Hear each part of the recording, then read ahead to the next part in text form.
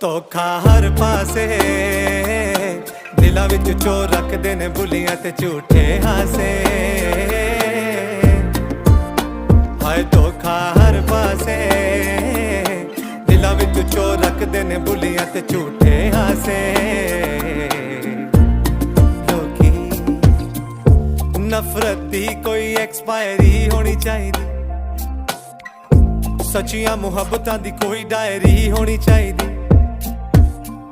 मुजस्मे बना के खड़े करो लैला मजनू दे पूरे शहर च सच्चे आशकां दी याद विच शायरी होनी चाहिदी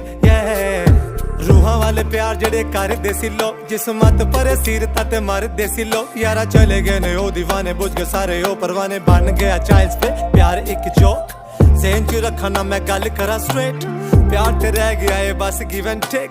दिलां दी सौदेबाजी बन गया के इत्ते शक्लां ने सोहणियां